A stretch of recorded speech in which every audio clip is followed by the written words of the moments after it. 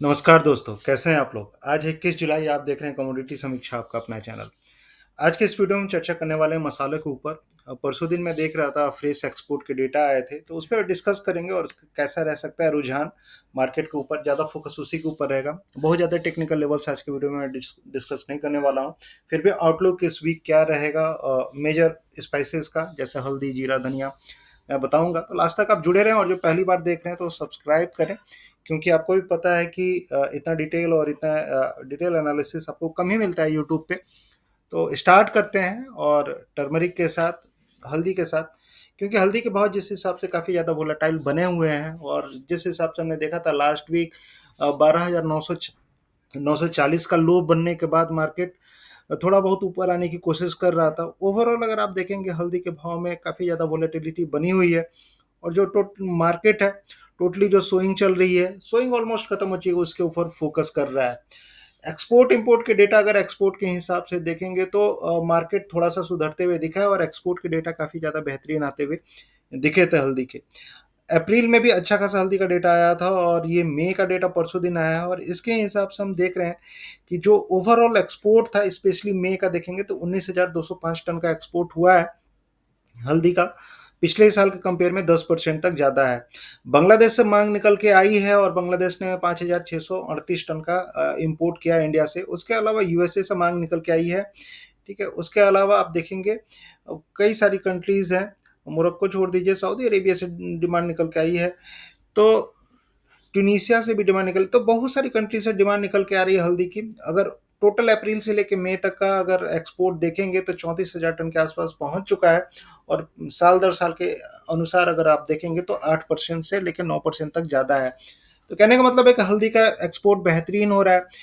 उसके अलावा अगर आप देखेंगे एक्सपोर्ट के अलावा अगर आप क्रॉप के ऊपर देखेंगे तो क्रॉप कंडीशन अभी भी मेरे हिसाब से मराठवाड़ा में बेहतरीन नहीं है। मैं आपको दिखाऊंगा, हल्दी का डिटेल वीडियो बनाऊंगा तो, क्योंकि जिस हिसाब से वहाँ पे बारिश कम हो रही है फसल को लेके अभी भी कंसर्न्स हैं। टोटल फोकस अगर अभी आप देखेंगे तो जो मार्केट नीचे आ रहा है उसके ऊपर है। मार्केट नीचे आ रहा है तो स्टॉकिस्ट की बाइंग निकल के आ रही है। जनरली जुलाई और अगस्त में जो हल्दी की जो डिमांड रहती है उस हिसाब से अगर आप देखेंगे तो स्टॉकिस्ट ज़्यादा सक्रिय रहते हैं और खरीदारी करते हैं। तो कहने का मतलब है कि आज के लिए अगर चाहे इस वीक के लिए अगर कोई हल्दी के लिए बारे में सोच रहा होगा क्या करना चाहिए, तो 12,900 और एक तरह से सपोर्ट मान के चले। ऊपर में मुझे संभावना जो लगती है 13,600 के ऊपर अगर मार्केट बैठ जाता है तो 14,000 तक की संभावना है मेरे हिसाब से बननी चाहिए हल्दी में। जब तक 13,600 को ऊपर क्लोजिंग नहीं आती है, 650 मान के चलिए, 13,650 के ऊपर क्लोजिंग नहीं आती है, हल्दी की धारणा नीचे के साइड में रहेगी। अगर 13,650 के ऊपर क्लोजिंग आ जाती है तो मार्केट 14,000 तक जाने की संभावना व्यक्त करेगा। तो ओवरऑल कहने का मतलब है कि हल्दी में वोलेटिलिटी रहेगी। अपने लेवल्स लंबी अवधि के लिए ना होल्ड करके रखें। अगर आप बाई में बैठे हुए हैं तो 940, ठीक है, 940 से पहले जो लेवल है 13,200, ठीक है, 13,200 का सपोर्ट मान के चलिए। उसके नीचे मार्केट निकलता है तो 940, उसके नीचे जाता है तो निकल जाए। ठीक है, वो अप साइड में संभावना कहाँ तक है? 13,650, अगर वो निकलता है तो 14,000 तक की संभावना आपको हल्दी में बनती हुई दिखेगी। ओवरऑल मेरे हिसाब से हल्दी का रुझान थोड़ा सा पॉजिटिव रह सकता है। अब बात कर लेते हैं थोड़ा जीरा के ऊपर। और जीरा में देखिए, जीरा में क्या हो रहा है कि जीरा में जिस हिसाब से एक्सपोर्ट के डेटा भी आए हैं काफ़ी बेहतरीन डेटा हैं और बात भी हो रही थी कि जीरा का एक्सपोर्ट बढ़ते हुए दिख रहा है। प्राइस काफ़ी ज़्यादा कॉम्पिटिटिव हो गए थे और मई महीने में अगर आप देखेंगे तो प्राइस जिस हिसाब से गिरे थे, धीरे धीरे धीरे धीरे आप देखेंगे 20,000 के आसपास आते हुए दिखे थे। और इन स्तरों पे प्राइस जनरली होते क्या है कि जीरा के भाव कॉम्पिटिटिव हो जाते हैं। जोधपुर मार्केट में अगर आप देखेंगे, जोधपुर मार्केट में और वायदा बाजार में काफ़ी लंबा गैप बना हुआ है। वायदा बाजार में 19,565 के आसपास, जोधपुर मार्केट में 20,000 के ऊपर मार्केट चल रहा है। ऊंझा मार्केट में भी 20,000 के आसपास भाव चल रहा है। तो कहने का मतलब है कि जो स्पॉट प्राइस है फ्यूचर्स से काफ़ी ऊपर चल रहे हैं। एक्सपोर्ट के जो रिसेंट डेटा है इसके हिसाब से 11% तक जीरा का एक्सपोर्ट बढ़ते हुए दिखा है मई में, ये एक अच्छी बात है। और जो ज़्यादातर डिमांड आई है गल्फ कंट्री से, स्पेशली यूएई से, यूनाइटेड अरब अमीरात, लगभग 6% तक डिमांड बढ़ी है। 2,858 टन के आसपास जो जीरा है वो यूएई गया है। उसके बाद बांग्लादेश से थोड़ी सी डिमांड कम हुई है। हल्दी बांग्लादेश ने खरीदी थी, लेकिन जीरा थोड़ा सा कम खरीदा है। चाइना से डिमांड निकल के आ रही है, और मैं आपको बता भी रहा था, जो भी लोग मुझसे जुड़े हुए हैं, कि चाइना में इस बार फसल कमजोर है। उसके अलावा सीरिया टर्की में भी फसल कमजोर है। तो डिमांड इंडिया ही पूरी कर सकता है ग्लोबल मार्केट की। और चाइना की डिमांड देखिए, चाइना में लगभग 112% तक की बाइंग बढ़ती हुई दिखी है मई में। चाइना ही था, अगर आप देखेंगे 2023 में, 2022 में चाइना ने भर भर के जीरा इंडिया से खरीदा था, और फिर से चाइना लौटते हुए दिख रहा है। अगर आगे ये डिमांड बढ़ती है तो डेफिनेटली इंडिया के लिए काफ़ी बेहतरीन रहने वाला है। टर्की से भी बाइंग बढ़ी है, 1646 टन के आसपास की का जीरा टर्की ने इंडिया से बाई किया है मई में।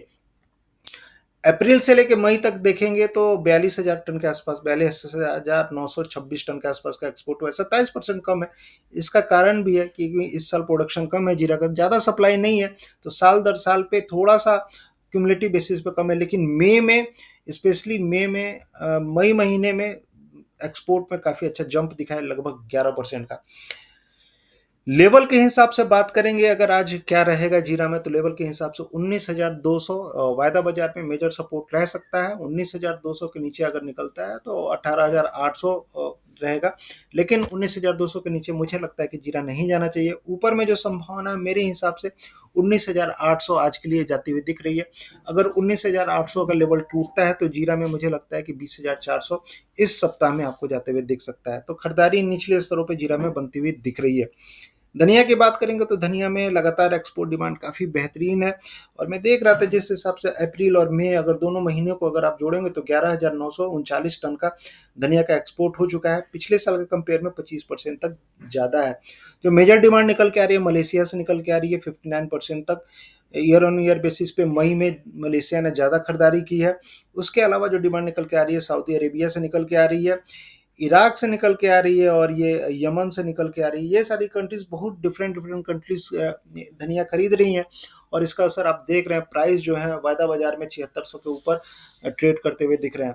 मुझे लगता है वायदा बाजार में 7800 के लेवल आपको जल्दी देखने के लिए मिलेंगे। 7800 से लेकर 8000 के लेवल धनिया में इंटैक्ट है, आपको देखने के लिए मिल सकते हैं।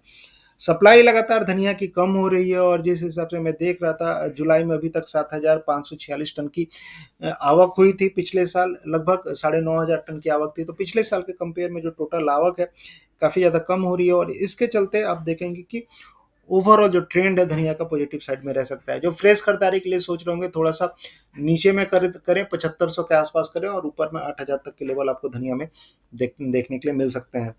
इलायची की बात करेंगे तो इलायची में आवक बनी हुई है, और जैसे जैसे प्राइस ऊपर जा रहे हैं, मैं देख रहा था जो एवरेज भाव इलायची के 2600 के ऊपर, 2650 के ऊपर भी निकल चुके हैं। 2670 के आसपास की एवरेज बाइंग हो रही है, और ये एक अच्छी बात है। इडुक्की मार्केट में जिस हिसाब से क्रॉप को लेकर कंसर्न है, केरला में फसल कम आने की संभावना है, ये सारी चीज़ें कहीं ना कहीं सपोर्ट कर रही हैं भाव को। और इन स्तरों पे जो भी किसान है, चाहे स्टॉकिस्ट, अपने माल निकाल निकाल के लेके आ रहे हैं। इस बीच जो डेटा आया था एक्सपोर्ट का, ये फ्रेश डेटा एकदम गवर्नमेंट के द्वारा रिलीज, इसमें दिखाया गया था कि 993 टन का एक्सपोर्ट मई में हुआ था, लगभग 53% पिछले साल के कंपेयर में ज़्यादा है। तो ये एक अच्छी बात है। ओवरऑल एक्सपोर्ट देखेंगे तो 10% तक निकल चुका है अप्रैल मई में। और जिस हिसाब से एक्सपोर्ट के बेहतरीन नंबर आए, मुझे लगता है कि छोटी इलायची में तेज़ी आपको बढ़ती हुई दिख सकती है। जो मेजर खरीदारी निकल के आ रही है वही यूएई, सऊदी अरेबिया, इन सारी कंट्रीज से निकल के आ रही है। बांग्लादेश से थोड़ी सी खरीदारी कम है, लेकिन कुवैत से निकल के आ रही है। तो कहने का मतलब गल्फ कंट्री से अच्छी खासी डिमांड बनी हुई है छोटी इलायची को, और ये सारी चीज़ें कहीं ना कहीं आपको छोटी इलायची को सपोर्ट करेंगी। बड़ी इलायची की बात करेंगे तो बड़ी इलायची में थोड़ा सा एक्सपोर्ट को लेकर दिक्कतें हो रही हैं। सप्लाई कम है। सप्लाई ओवरऑल देखेंगे तो सप्लाई लगातार मार्केट में कम होती जा रही है। नेपाल से इंपोर्ट कम हो रहे हैं। और डोमेस्टिक अगर बात करेंगे तो सिक्किम में, चाहे नॉर्थ ईस्ट में जो स्टेट्स हैं जहाँ पे बड़ी इलायची का उत्पादन होता है, स्पेशली सिक्किम में बारिश कम हो रही है। इसके चलते आप देखेंगे दिक्कतें आती हुई दिख रही हैं। एक्सपोर्ट के प्रोस्पेक्टिव से देखेंगे तो एक्सपोर्ट इंडिया से कम हुआ है। 113 टन का एक्सपोर्ट हुआ था, 24% 25% तक एक्सपोर्ट कम होते हुए दिखा है। और इसके चलते आप देखेंगे थोड़ा सा दबाव आपको इलायची में फेस करने के लिए मिला था। लेकिन ओवरऑल अगर आप देखेंगे सप्लाई मार्केट में कम है, धीरे धीरे भाव आप जो लेवल बना हुआ है 14,000 के आसपास सपोर्ट लेते हुए दिख रहे हैं। ऊपर में 1800 तक के लेवल आपको बड़ी इलायची में देखने के लिए मिल सकते हैं। छोटी इलायची में भी मुझे लगता है कि 3,000 तक के लेवल आपको जल्दी देखने के लिए मिलेंगे। काली मिर्च की बात करेंगे तो काली मिर्च में दो चीज़ है, इंडिया एक्सपोर्ट भी करता है, इंपोर्ट भी करता है, और ज़्यादातर जो इंडिया है दूसरी कंट्रीज पे डिपेंडेंट है। वियतनाम से काफ़ी अच्छा खासा इंपोर्ट होता है, श्रीलंका से इंपोर्ट होता है। वियतनाम से इंपोर्ट बढ़ते हुए दिखा था मई में, और जो टोटल इंपोर्ट था 3,697 टन के आसपास का इंपोर्ट इंडिया ने काली मिर्च का किया था, जो 7% तक ज़्यादा है। अप्रैल से लेकर मई तक इंपोर्ट लगातार बढ़ा है, 8,127 टन का इंपोर्ट हो चुका है, 57% तक ज़्यादा है। सप्लाई की साइड से बात करेंगे तो बड़ी इलायची में काली मिर्च में सप्लाई मार्केट में कम है, और जिस हिसाब से सपोर्ट बना हुआ है मुझे लगता है कि जल्द ही आप देखेंगे 750 तक के लेवल आपको बड़ी इलायची में देखने के लिए मिल सकते हैं। तो जो भी डाउनफॉल हो रहा है काली मिर्च में, माफ़ करिएगा, काली मिर्च में जो भी 700 के नीचे जो भी भाव चल रहे हैं, अगर मान लीजिए आपको मिलता है 680 के आसपास के लेवल, तो खरीदारी करके चलें। 750 तक के बड़ी इलायची में आपको सॉरी काली मिर्च में आपको लेवल्स देखने के लिए मिल सकते हैं। तो ये ब्लैक कार्डमम का इंपोर्ट मैंने दिखाया था आपको, सॉरी। तो उसी तरह अगर एक्सपोर्ट के हिसाब से बात करेंगे, ये कंफ्यूज मत होइए, ब्लैक कार्डमम नहीं है, ये ब्लैक पेपर है, मैंने गलती से लिख दिया है, इसको सुधार लीजिएगा। एक्सपोर्ट के हिसाब से बात करेंगे तो एक्सपोर्ट भी काफ़ी बेहतरीन हो रहा है, और जिस हिसाब से यूएसए से डिमांड निकल के आ रही है, यूएसए ने खरीदा है इंडिया से, तो ओवरऑल देखेंगे तो जो काली मिर्च है, काली मिर्च का सपोर्ट अभी भी मुझे लगता है कि 680 690 के आसपास बना, ऊपर में 750 तक के लेवल आपको काली मिर्च में देखने के लिए मिल सकते हैं। लौंग की बात करें तो लौंग इंडिया ज़्यादातर अन्य कंट्री से खरीदता है, और जो खरीदने वाली बात हुई, ज़्यादातर जो इंपोर्ट होता है आपको इंडोनेशिया और मेगाडेसर्ट से होता है। तो मेगाडेसर्ट से आप देखेंगे लगभग 1088 टन के आसपास का, इंडोनेशिया से काफ़ी अच्छा इंपोर्ट हुआ है मई में 1062 टन के आसपास। जो टोटल इंपोर्ट है वो 2223 टन का हुआ है, जो पिछले साल के कंपेयर में 25% लगभग कम है। इंपोर्ट कम हो रहा है क्योंकि ग्लोबल सप्लाई कम है, स्पेशली अगर मेगाडेसर्ट की बात करेंगे वहाँ पे 40% तक ओवरऑल सप्लाई कम होने की संभावना बताई जा रही है। इसके हिसाब से आप देखेंगे लॉन्ग में आपको सपोर्ट मिलते हुए दिख रहा है, और लॉन्ग के भाव आपको जल्दी 850 तक जाते हुए दिखेंगे। धीरे धीरे काफ़ी अच्छी तेजी आपको लॉन्ग में बनती हुई दिख सकती है। तो देखते हैं ओवरऑल क्या सिनेरियो बनता है लॉन्ग, लेकिन लॉन्ग में मुझे लगता है कि तेजी बरकरार रहनी चाहिए, क्योंकि डोमेस्टिक मार्केट में भी सप्लाई कम है। इंपोर्ट पिछले साल बढ़ते हुए दिखा था, लगभग 47% तक का इंपोर्ट बढ़ा था, 34,921 टन का इंपोर्ट हुआ था लॉन्ग का, जिसके चलते प्राइस थोड़े से दबाव फेस कर रहे हैं, लेकिन आगे चल के सप्लाई कम रहेगी और धीरे धीरे प्राइस आपको सुधरते हुए दिख सकते हैं। मेथी की बात करेंगे, मेथी में जिस हिसाब से एक्सपोर्ट के डेटा काफ़ी ज़्यादा बेहतरीन आया है, और मैं देख रहा था कि ओवरऑल अगर मेथी की बात करेंगे तो बांग्लादेश से डिमांड निकल के आ रही। टोटल जो एक्सपोर्ट है 4,849 टन का एक्सपोर्ट मेथी में हुआ है, 22% तक पिछले साल के कंपेयर में मई में मेथी का एक्सपोर्ट ज़्यादा हुआ है। पूरे साल की बात करेंगे, अप्रैल से लेकर मई तक 2 महीने निकले हैं इस मार्केटिंग ईयर में, और इसमें 8,693 टन का एक्सपोर्ट हुआ है, 19% तक, 19 से 20% तक पिछले साल के कंपेयर में ज़्यादा है। तो ओवरऑल आप कह सकते हैं कि मसालों का जो एक्सपोर्ट है काफ़ी ज़्यादा बेहतरीन हो रहा है, और मेथी में जिस हिसाब से एक्सपोर्ट बना हुआ है, सप्लाई कम रहने की संभावना है, मैंने बताया था आपको प्रोडक्शन कम है, तो ऊपर में जल्द ही आप देखेंगे 55 से लेकर 57 तक के लेवल पर केजी के हिसाब से आपको मिलते हुए दिख सकते हैं। देखते हैं क्या रहता है सिनेरियो, लेकिन ओवरऑल मसालों में अच्छी खासी तेजी बनती हुई दिख रही है, और मेजर कंसर्न्स जो है सप्लाई साइड से है।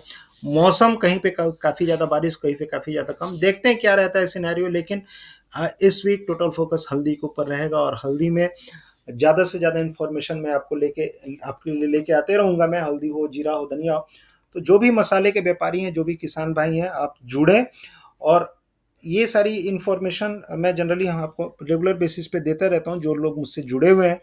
अगर आप भी जुड़ना चाहते हैं तो इस नंबर पे आप मुझे मैसेज कर सकते हैं, कॉल कर सकते हैं, मैं रिप्लाई ज़रूर करूँगा। अगर फ़ोन नहीं उठाया तो मैं आपको मैसेज करूँगा, कॉल बैक करूँगा। तो जुड़िए, और जो लोग पहली बार देख रहे हैं इसको सब्सक्राइब करिए। तो ऐसे ही वीडियो के लिए एंजॉय करिए, और इन्फॉर्मेशन अपने व्यापार को आगे बढ़ाएं, इन्फॉर्मेटिव रहें, क्योंकि जब तक आपको इन्फॉर्मेशन मार्केट का नहीं मिलेगा, अपने व्यापार में आप डल रहेंगे। तो देखिए, मिलते हैं फिर नेक्स्ट वीडियो में, तब तक के लिए थैंक यू, जय हिंद, धन्यवाद।